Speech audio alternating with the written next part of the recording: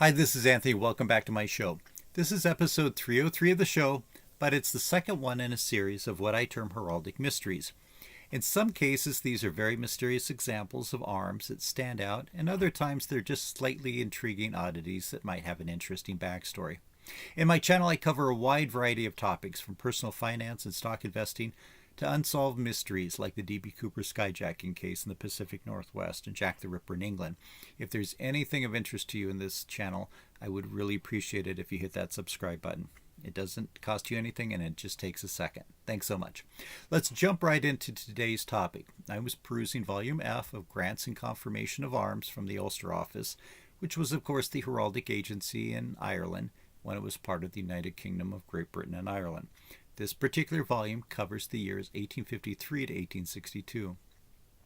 Soon after the entry for Lieutenant Colonel Ashmore, which I covered in my previous video, so be sure to check that out after you watch this one, I came across this page. Now, the way that this register is set up is it only shows family names, but of course, since this is in Ireland and has fairly close social ties to England, a number of people have double-barreled surnames. So in this example, the entry is not for a person whose first name was Samuel and then last name was Duval, but somebody whose paternal last name was Samuel, and afterwards a royal license was obtained to add an additional name, often in maternal surnames, but not always. For many years of research into arms and genealogies, I found that at least up to a certain point in history, many people whose surname was Samuel tend to be Jewish. Often Jews in Europe adopted fixed surnames long after other residents in European countries, and in many cases the surname that they adopted was a given name of an ancestor, so that's how you get many people surnamed Samuel in this case. In these grants, they start out with a formal introduction about the herald who is granting the arms in the name of the Viceroy for Ireland, and then it gets down to the business of the person applying for the grant. In this case, the relevant information reads, Dennis Samuel of the city of Dublin, Esquire, late of Rio de Janeiro in the Empire of Brazil, merchant, son of Moses Samuel, sometime of the Kingdom of Poland, merchant, deceased, her royal license and authority that he and his issue may, in order to perpetuate his descent from his ancestor Saul Val, take and henceforth use the surname of Duval after that of Samuel. And then it concerns some boilerplate legalese that's in all of these confirmations and grants dealing with royal licenses to adopt additional surnames. I've also included some screenshots from the General Armory 1864 edition with the same general information. So from that, we can see that we have a family of merchants who started out in Poland, which of course at the time was under Russian control, but still maintained some illusion of quasi-autonomy in certain respects. And then the family ended up in the Empire of Brazil, and then a member ended up obviously in Ireland, where they were applying for a royal license to add a surname, as well as confirmation of arms. Looking at the information from the General Armory, it could be that Dennis Samuel ended up in London first and then went to Dublin. Let's take a look at the arms for a minute before we move on to the next page that describes them. In my opinion, they're very representative of the type of arms granted in the United Kingdom. They don't seem representative of the fairly simple arms used in Poland, nor are they typical of the style that we see with Portuguese heraldry, which one might encounter in Brazil. In the first to fourth quarters, we see a lion between three coronets and an augmentation of a non-British medal, probably in order of knighthood. At this time, it was fairly common for heralds within the British Isles to augment arms, mainly of military officers, but sometimes others, with representations of foreign and sometimes British medals and orders of knighthood. Now, traditionally, these have been displayed underneath the arms as part of the overall achievement, but during that time they were also placed on the shield as permanent augmentations, a practice which is looked down upon today. Of note, a few pages after this one in the register is the confirmation of arms to a person named Thomas Greer. Interestingly enough, this one also has an augmentation in the canton. In this one, a representation of the arms used by various members of Clan MacGregor. And while the Wikipedia article on Clan MacGregor does not list Greer as being a member, other websites do state that the Greer family is part of Clan MacGregor, So there's not a lot of mystery there. And there doesn't seem to be any connection between the individual who is confirmed with these arms and Dennis Samuel, simply an interesting coincidence with a slight variation in the attitude of the lion, to use heraldic parlance. So going back to the arms at issue today, in the second and third quarters we see arms that are also very typical of the arms from around the British Isles, in particular within the heraldic traditions of England and Anglo-Ireland. And just to be clear, based on the note from the second page of the confirmation, these are the arms attributed to the individual's paternal family, at this point surnamed Samuel. Now, we have to understand that in many cases the charges and designs found in a coat of arms may not have much, if any, meaning. One shouldn't look to a particular color and use an old heraldic manual to interpret gold or red or blue to mean anything in particular. Nor should an animal such as a lion be interpreted as definitely meaning something. However, that being said, sometimes charges or colors can mean something.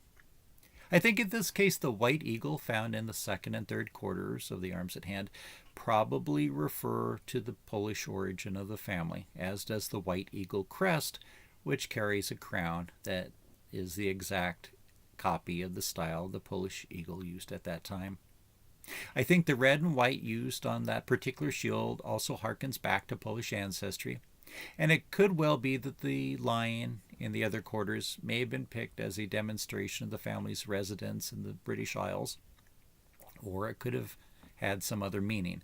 Certainly lions have much symbolism tied to Judaism and the Holy Land, and it's been argued that Richard the Lionhearted brought back the symbol of the lion from his crusades to the Holy Land. So in the minds of many early heralds, the lion, eventually the symbol of kingship and other nobility, had a connection to the events and peoples of what is now called the Near East. Not necessarily indicating a Jewish connection in most arms, but certainly originally connected to that milieu, in particular the religious wars that took place in the Middle Ages. The cross which separates the eagles and lions could mean nothing at all, other than being something to separate those quarters, or it could be that the family had converted from Judaism to Christianity, or it could be that the family had not converted, but the cross was still used perhaps to demonstrate some assimilation to the society that they had immigrated to. I think it's fairly clear that the family at that point had not converted, so again, one must be cautious in trying not to interpret too much from symbolism. Again, without documentation explaining the reasoning behind the selection of certain colors or charges for arms, which is usually lacking, one can only speculate, and one needs to be very cautious when speculating. But again, we're trying to solve a minor mystery here, so some guesswork is necessary. And I'll put the text from the blazon on the screen here if you're so interested. Of course, you can stop the video if you want to read it. But just to point out a couple things, it's not clear from the text of the confirmation, nor from what little I could find on the internet, as to where Saul Vol fits into the ancestry of Dennis Samuel. It could be that he was a paternal ancestor, or he could have come from Dennis Samuel's mother's side of the family. So, who was Saul Vol? Googling that name, you don't get a lot of hits, but one of the first ones that you get is a brief mention in an online Bookplate journal discussing Jewish heraldry, which mentions that the Duval family was descended from Saul Vol, who was king of Poland for one day. Well, that sounds intriguing, so doing more research, we find that the name is more often spelt in the German way, although no doubt pronounced pretty much the same, spelt as Saul, W-A-L-H, where the W in German is pronounced the same way that the V is pronounced in English. So armed with that spelling, we can find an article on Wikipedia, which I'll now read an edited part of. And of course, please excuse my mispronunciations of any of these names or words. Saul Vol Katzenellenbogen, 1541 to 1617, was a wealthy and politically influential Polish Jew who is said to have been briefly the king of Poland on the 18th of August, 1587. He's historically borne the nickname King for a Day. Saul's father was Samuel Judah Katzenellenbogen Vol, and had 13 children, including the renowned Polish Rabbi Meir Vol Katzenelnbogen. Here's the folklore. Saul Val's story has gained a firm place in the folklore of the Jewish people.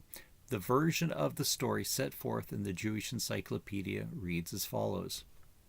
At a point in his life, Lithuanian noble Nicholas Radziwill, wishing to do penance for the many atrocities he had committed while a young man, undertook a pilgrimage to Rome in order to consult the Pope as to the best means for expiating his sins. The Pope advised him to dismiss all of his servants and to lead for a few years the life of a wandering beggar. After the expiration of the period prescribed, Radziwill found himself destitute and penniless in Padua, Italy. His appeals for help were heeded by nobody, and his story of being a prince was received with scorn and ridicule. He finally decided to appeal to Samuel Judah Katzenelnbogen, the rabbi of Padua. The rabbi received him with marked respect, treated him very kindly, and provided him with the means to return to Lithuania. When the time for departure came, the prince asked the rabbi how he could repay him for his kindness. To allow Radziwill to repay the favor, Samuel asked that he help find his son Saul, who years before had left to study in yeshiva in Poland. Upon his return to Poland, Radziwill inquired at all the yeshivas until he found Saul in Brest-Litovsk. As an editor's note, at this time Poland and Lithuania were united under one crown, which in English was referred to as the Polish-Lithuanian Commonwealth. Radziwill was impressed with Saul's intellect and offered to board him in his own castle, where Saul could pursue his studies. Radziwill's court personnel were similarly impressed with Saul, and his reputation spread throughout Poland. When King Stephen Batory died in 1586, the Poles were divided between wishing to be ruled by the Zamyovsky family and the Zabrowski family. Polish law at the time stated that the throne might not remain occupied for any length of time, and that in case electors could not agree upon a king, an outsider should be appointed rex pro tempore, or temporary king. Radziwill proposed that Saul Val Katzenelnbogen be appointed temporary king, and Val was elected to the office. Traditions disagree as to the length of his reign. Some state that he ruled for a night only, others make it a few days. Now the historicity. Historian Gustav Karpeles writes that a historical kernel lies hidden in the legend, that he states rests upon a historical substratum. Nicholas Radziwill, he says, made a widely publicized pilgrimage to Jerusalem. While returning, wrote Radziwill, he was attacked in Italy by robbers and was left in Ancona without any money. His pleas for help were ignored by all except a Jewish merchant who alone believed his claims that he was a Polish noble. The merchant provided him with funds to return to Poland. Karpeles concludes that Radziwill's narrative is consistent with the narrative of the Jewish tale, and that the lone Jewish merchant who helped Radziwill was Samuel Judah Katzenelnbogen, Saul Val's father. So there we have a very interesting story, one that may not be completely true, but certainly has some elements of historical fact. In my quest to find other online sources that show the Duval coat of arms, besides the aforementioned Bookplate journal, which describes the crest of the family and which is the one that is depicted above the Irish grant, it does not describe the actual arms. I did finally come across a copy of an online book called The Records of the Samuel Family by Joseph Bunford Samuel. I'll have a link to the show notes for that book. I'll also point out here that I find it interesting that the author and the book title are just Samuel and not Samuel Duval. If you have any more interest in this family, please do check it out, although it covers a lot of the same information that I've already discussed. However, interestingly enough, it includes a color rendition of what it describes as the arms of Saul Val. It's a lion sergeant erect, holding a representation of the Ten Commandments on a tablet. Certainly, these are different than the so-called Duval arms depicted in the Irish grant, but there's some similarities. I want to keep this video short, so I'm going to end up soon. If you have any more interest in this family, please do check out the book that I've linked to. It has two family trees, one that is hand-drawn as if it were growing on an actual tree, which in this copy is very difficult to read. The other one is a fold-out chart, which unfortunately the person scanning the page did not unfold, so about 7/8 of the chart is covered up in this online copy. Lastly, while it doesn't appear that any member of this particular family were knighted or ennobled in the United Kingdom by the monarchy, it appears that there is a possibility that one or more of its members of the family have been ennobled by King Louis of Portugal, as one can see from these online resources. Although because these are sometimes user-generated, misinformation or outright fabrications can seep into them, so use them as a starting point of research, but be cautious. I do hope that you've enjoyed this edition of Heraldic Mysteries. Thanks for watching. Look for new episodes on Heraldic Mysteries soon, as well as videos that I've done and already posted. Again, I cover a wide range of topics, and I have a number of videos displaying beautiful heraldry from England, Ireland, the Netherlands, France, Germany, and Austria, so be sure to look for those too. Don't forget to click the subscribe button. It really helps me out, and it doesn't cost you anything. You just have to click the button. I would love to hear from you about your thoughts and any other information that you might have about this individual. If you like this video, please click the like button also. This is Anthony. Thanks again. Hope to see you soon.